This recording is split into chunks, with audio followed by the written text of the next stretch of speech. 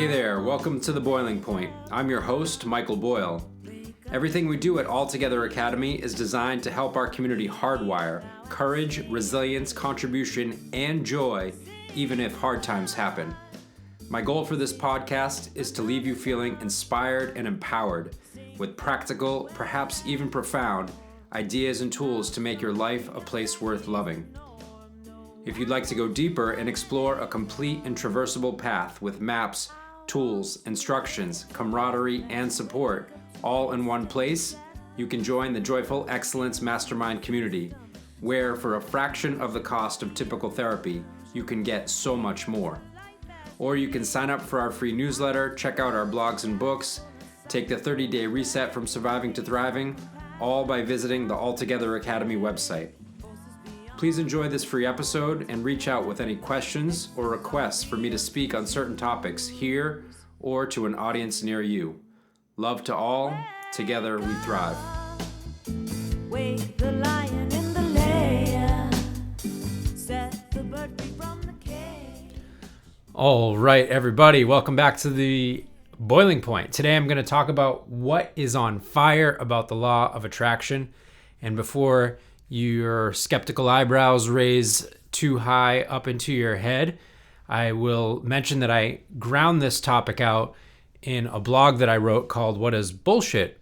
Part of my language, what is bullshit about the law of attraction? And you can check out that blog on my website, altogether.academy/blog. And that is one of the free blogs that you can check out. So once that's squared away, and once we are grounded on the topic, skepticism is a sign of intelligence. And I was born and raised in the heart of skepticism near Boston, Massachusetts, and have participated in higher education my whole life and have a healthy respect for science and intellectual rigor.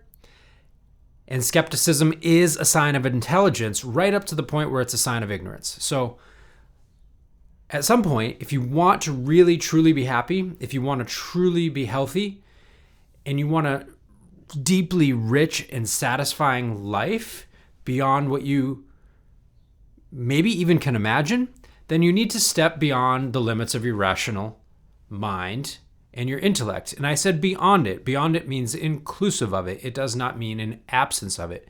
But we can step beyond the limits of our intellect and into the unknown. And now, to point to the unknown, which by definition is unknowable with our normal faculties, human beings have always relied on stories. So, sit back and please let me tell you a story. That feels good. Why don't you do that too? Breathe in. Breathe in some more. And sigh. Once more. Breathe in. Breathe in some more. And sigh. There you go. So, in college, I became so deeply depressed that I couldn't get out of bed. This was not a matter of will. This was not a matter of being lazy. This was way beyond that. I was frozen with no conscious awareness of feeling sad or wanting to get up or not wanting to get up. I was pretty gone. And at the time, I was living in what could be likened to a fraternity house, only the college that I went to had disbanded fraternities and sororities the year prior, and my freshman class was the first without pledging. But nevertheless, I was living with 14 guys. All of them were on the hockey or the lacrosse team, and we fit some classic stereotypes, and like all people, we defied many stereotypes as well.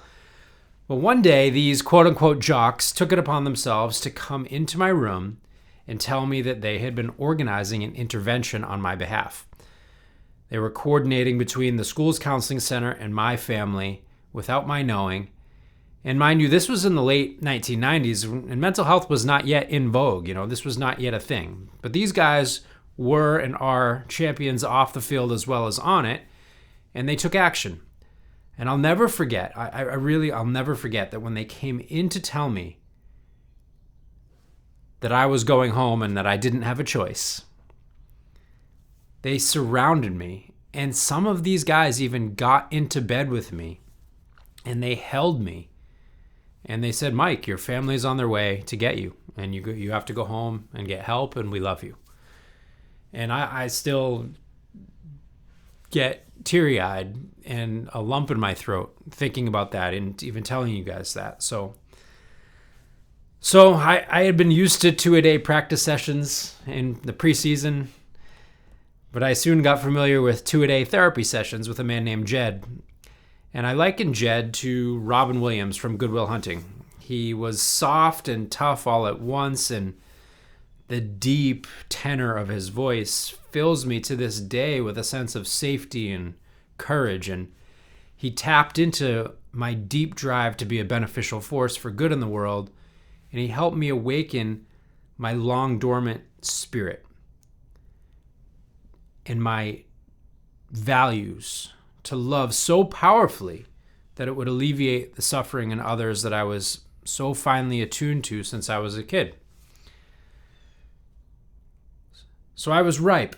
I was ripe when my sister, perhaps the most powerful athlete I knew, goaded my competitive spirit by challenging me to a hot room yoga class at the Baptiste Power Yoga Studio on Mass Ave in Cambridge. Again, yoga was not yet a thing. And my conditioning at that point was yoga is for girls or for gays. And fine for them, but I'm neither of those, so hell no. But she kept at me and she appealed to my immaturity. She said, I guarantee you can't make it through the class without quitting. So that was enough to get me to the class, but holy crap, she was right. It kicked my butt. And I was no slouch. I was a fierce competitor. And I wasn't going to quit. And it took everything in me to accept that resting in the class wasn't quitting. And I had no choice but to rest. Because that class was hard. But I hung in there.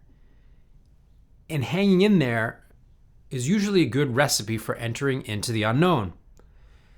When we go beyond our limitations with an open mind and an open heart, that's where we can tap into something new, something fresh. And this happened to be facilitated that day by me just being sheerly exhausted. And so there was no mental or physical resistance.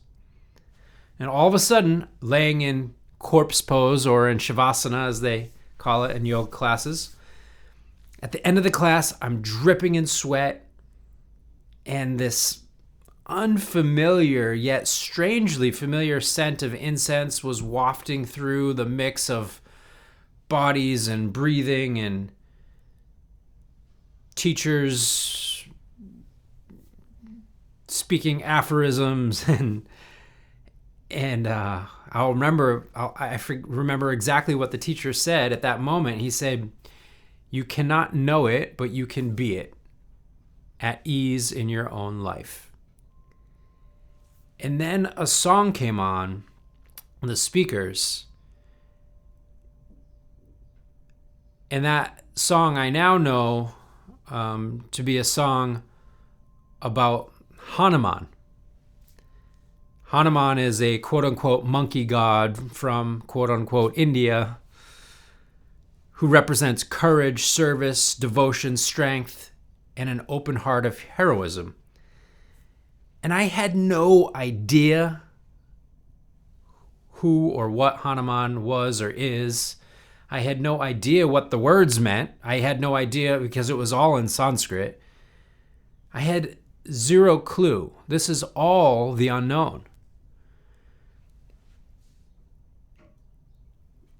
But with all of the mix of ingredients of what was going on in my world and in my life and in that moment, I was launched into an experience of ecstasy that I truly cannot describe with words, because you can't know it, you can't talk about it, but you can be it, you can experience it.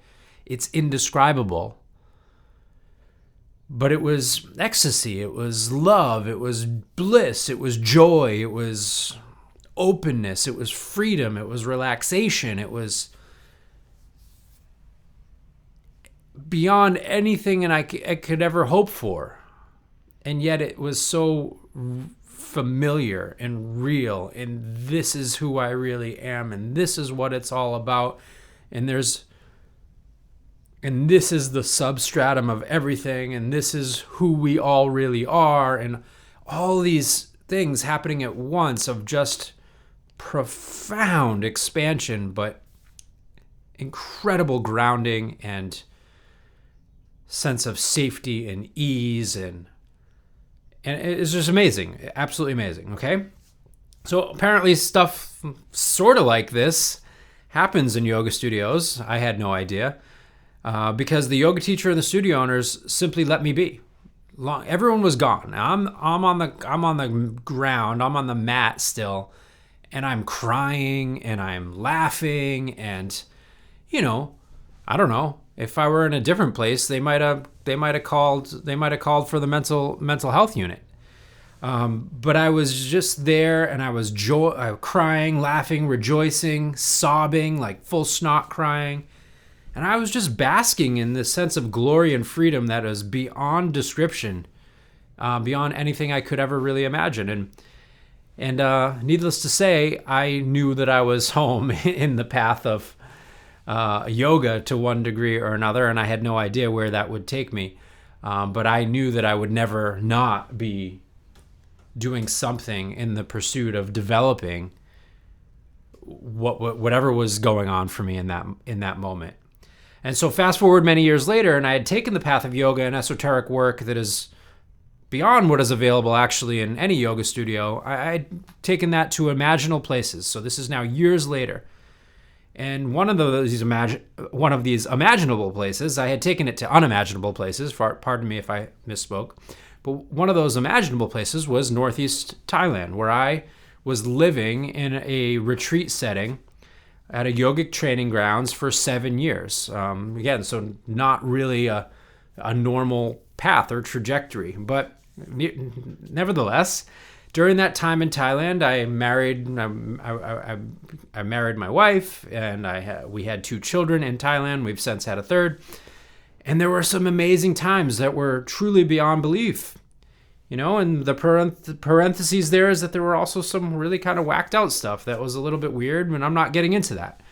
Remember, I already set the frame for this post, this podcast, for keeping this grounded and with the what's bullshit about the law of attraction precursor. So go check out that article. We don't need to throw the baby out with the bathwater. We do need to throw out the bathwater, but this blog is about the baby. So after my first child was born, we at the time were indoctrinated in the value of giving our child and ourselves chosen names that were based on virtues that would elicit from them and from us our greatest strengths and aspirations. This is a sound and grounded idea, actually. It can be a really beautiful practice, and there can be some weird ways in which it's applied, but it can be a really beautiful thing. And so we had a mix of like really authentic, cool, grounded, wholesome stuff going on, and we had some kooky stuff going on that we were still immature about and maybe not quite so grounded. So we named our kid a pretty weird name, and it was not going to be something that would have been good for him in the long term. And he would have got picked on, and it would have been weird, and people would have had a hard time pronouncing it and stuff like that. And it's just not a cool thing to do to a kid. And so it never really quite felt right, but we were working with it. And then there's the notion in some cultures that actually kids are given a practice name, and we wait until a child develops some of their own characteristics or shows us through the way that they live their life or through some sort of serendipity or circumstances what their name really is. And so we just took it at that. We backed off of it. We told some people about it, and my family probably thought we were crazy and yada yada yada. But we didn't lock down on it, and we kept it open. And so we kept it in the unknown, all right? So we were like, okay, well, I like this principle. I like this idea in general. I don't think that we've got it yet, but what he's got for this little practice name right now in the first couple months of his life is fine, and we'll just stick with that for now until something strikes us from the unknown. So we also had a practice to custom, which again, very cool and very unique.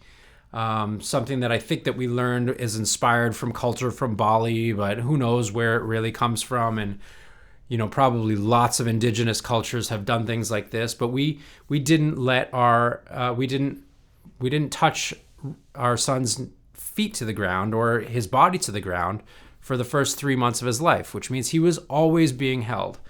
And so it takes a village, and we would, of course, me and his mom would hold him, but also, people that were helping us and people in our community. And so he was always being held.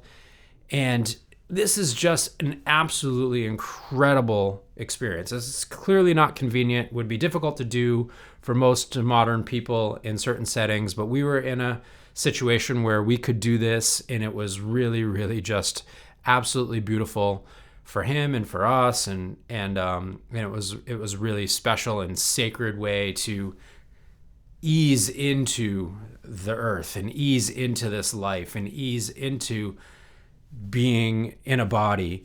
And so at the end of that 3-month period, we did a really beautiful and elaborate ritual to touch his feet down to the ground and, open up his sense channels and all sorts of this really cool stuff. But again, we were living in this training grounds, and we were doing things that were sacred, but that were elaborate, and we had time, and we were living this really, really unique and beautiful lifestyle in certain ways. And so after doing the touching down ceremony, I held our son up to the sky and kind of, also kind of introducing him to the sky and to the sun, and just in a kind of a spontaneous movement, I just held him up, and his mother-in-law, my wife's mom, whispered to me, "Rudy, his name is Rudy." And instantly, the unknown came into the living moment as the known, and I knew that my son's name was and is to this day Rudy. Okay? So now, fast forward again, many years later, and by now we've kind of escaped some of the weird things that were going on in Thailand, and we are holding dear to our hearts the things that we value and cherish, and we found ourselves back in Oakland, California, where Tanya and I had met, and we're living with an old friend who was willing to put us up for short money while I finished graduate school. And the hardships during that time have been documented elsewhere. You can check them out in places where I write and in my books, etc. But in any event, it will have to be sufficient to say that it was a crazy time. And when we finally were at our wits' end and asking beyond our limits into the unknown, that showed up as an earthquake. And an earthquake that scared the crap out of Tanya and I.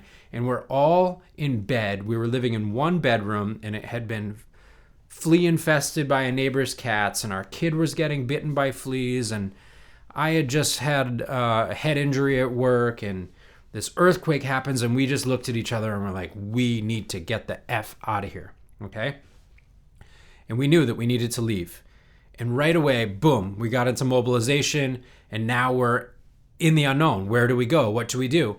And so we put out a search, and we're looking for things like rural and beautiful and affordable, but still we wanted cultural diversity. And we heard about, I never really knew anything about New Mexico, had never been to New Mexico, but we heard that Taos, New Mexico was a place that might check some of these boxes for us. And so, I'm living a life where I'm following serendipity and I'm following my heart, and so I went to Taos, and in one weekend I landed a job, got us a house, and we were a month later we were there. Okay, so we drove to Taos. We packed everything into our vehicle, and we drove. And on the way there, we dropped our transmission. The kids got this crazy stomach bug and projectile vomited all over the car. And we decided to leave, literally left the car in the desert in California and rented a U-Haul to get all the rest of the way to Taos, and actually technically to a little subset of Taos called El Prado, which is where our house was, El Prado, New Mexico. And so we arrive in El Prado, and we now have this home that looks out at the most beautiful vista of this 12,500 foot mountain peak that is just absolutely stunning. We call the mountain, we call her Big Mama. And one day I'm sitting there and I'm standing and I'm gazing lovingly at Big Mama while relieving myself. And I looked back into our living room and I saw my wife and my children laughing warmly around our wood-burning stove. And a shiver ran through every single fiber of my being. And I knew again that I was in that field of the unknown. Now, I'm going to go now backwards decades because the unknown is timeless. I'm going to go now backwards to almost, 20 years prior at that time. After that terrible bout of depression that I told you about in college, and then I had a nasty breakup with a girlfriend, and my parents were trying to cheer me up, and they graciously brought me a ski trip to Sun Valley in Ketchum, Ohio. Sun Valley Ski Mountain in Ketchum, Idaho, excuse me. And it didn't all go according to plan. At the last day of the ski trip, hubris got the best of me, and I skied super fast, probably 55, 60 miles per hour, off of a cat track that I never saw, and it catapulted me about 200 feet in the air before landing on my right head and right shoulder, and then before cartwheeling head over handlebars, bouncing every 15 feet for about 300 yards, completely limp, completely lifeless, before an 11-year-old kid caught up to me and stopped me and watched the blood kind of disperse around my body in the snow. Yeah, it was pretty awful. And so among other damages, most of which were also unknown at the time and would challenge my life for decades to come, and you can read more about that in the book that I have called How to Find Joy Even If You Have a Hole in Your Bucket, but that's an aside. So amongst other damages that day, I collapsed my lung. And so I wasn't allowed to fly home for a few months until my lung could handle the air pressure. So one day I was walking around the downtown Ketchum after I got out of the hospital, and there was just a magic sparkle to the air. And there was that kind of feeling, that unknown twinkly feeling of like, ooh, like this is special. This is like, there's something going on right now. And it's a strikingly beautiful place. And, there you have the town and the mountain in the backdrop, and it's just absolutely gorgeous. And I walked by a psychotherapist's office, and I could see the Snow Peak Mountain dwarfing us in the background. And I just stopped in my tracks, and I entered into a state of awe. And I was just in the unknown. I was just in stillness. I was in silence. My mind stopped. My body stopped. And then when I was able to articulate thoughts again, I said something out loud to myself that was really kind of random. I said to myself, I am going to live in a ski town someday. I'm going to become a therapist in a ski town someday, and I'm going to have a house with a wood-burning stove where I can pee right outside my front door. That's it. Moved on, never really thought about that again. I never really, honestly, I wasn't like sitting there doing mantras every day about, manifesting. I didn't have a vision board for this. I never thought about it, that statement again. Until every single hair on my body stood on edge that day in El Prado. As I looked out at Big Mama and her ski slopes while unceremoniously taking a leak after getting home from a work day as a therapist, gazing back over my shoulder with my family gathered around the wood-burning stove. And even though I hadn't thought about that day in Ketchum 20 years prior, every single component of what I said to myself that day had become reality, all arising from the unknown. Okay, there's more. A few months later, keeping to my passion for reading, learning, and discovering new and better ways to help people, I noticed a book on Amazon. Again, it was a different era, and we weren't enamored by algorithms and AI, but some of that stuff was starting to come into play. And there was that thing that said, if you like this book, then you might like this book. And I promise you, I had never until that point, and have never since, followed a recommendation on Amazon for a book. I have plenty of other ways to get recommendations for books. But that day, a title jumped out at me from the unknown. And the title spoke to me because it was about my unique combinations and interests that I had been pursuing in my life. And it was called Opening the Heart of Compassion, Transform Suffering Through Buddhist Psychology and Practice. And I was like, wow, perfect. Here I am. I'm this like kind of Buddhist psychologist kind of guy. And here we go. So I bought the book, and when it arrived, I gobbled it up. I was right up my alley. And I didn't even look really at the author. I wasn't paying attention to that. And so the book happened to be about this thing called the Six Realms. And the Six Realms happened to be one of my favorite topics of study from my days in Thailand and in my studies in Ayurveda and as an apprentice in the work of yogic psychology. That was my focus when I was studying Ayurveda. I was focusing on the quote unquote psychology aspect of it. So I looked at the authors, and then one of them I noticed is this gentleman named Lair Short. And again, here come the shivers. So the person who had taught me the Six Realms in Thailand and in Oakland before that had referred to Lair often, but I had never met him, and I never knew about this book, and it was actually very similar to what I had been taught. And I smiled at the coincidence, and I thought, wow, how cool for that book to just show up into my life from the unknown. That's really cool. And I thought that was it. I thought that was the coincidence. I thought that was cool. That was serendipity. And I was like, but I was like, it didn't blow me away, but I was like, oh man, wow, the world is really cool. It's really interesting. And I was pleased and content. And I just looked forward to continuing to implementing what I was learning in the book. And it was great to get a refresher because I had been away from that stuff a little bit since leaving Thailand. But there was so much more that I did not know. I got to the end of the book, and I read Lair's bio. And in the bio, it tells me that Lair and his school, which is basically unadvertised in any other way, shape, or form, is literally in El Prado, New Mexico, 5 minutes away from where I was sitting. Thousands of miles and 20 years from where I said to myself after almost dying on a ski hill, I'm going to live in a ski town someday, become a therapist, and have a house with a wood-burning stove where I can pee right outside my front door. I did not know that door would be 5 minutes away from the door of the man who would become my mentor and me his apprentice. And there was still more I did not know. I also did not know the depth of which one of Lair's principal aims in life was and is to pass on the work and teachings of a man named Rudy.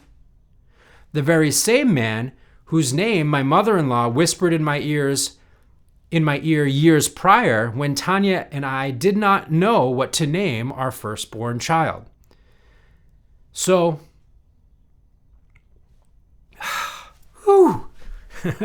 my son Rudy, named after Rudy, before we knew Lair, before we knew Lair's relationship to Rudy, while we were living in Thailand, before we were ever even knew about New Mexico, before we moved to New Mexico, it's just so many things. It's almost hard to keep track of. So my son Rudy comes with me in the summer of 2024 to El Prado, and he's now age 14, and he's formally beginning his studies with Lair.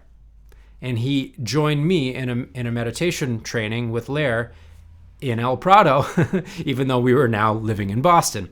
And so during that retreat, so Rudy is learning about the work of Rudy, and I'm there, and it's amazing. It's like, what a gift, what a cool thing for me as a father to be like, oh my gosh, I'm here with my oldest son, and by the way, my other two children are getting into this as well, but he's the oldest, so he goes first on a lot of these things. So I don't mean to leave them out, except for that's just how this story develops. They have their own unique awesomeness as well.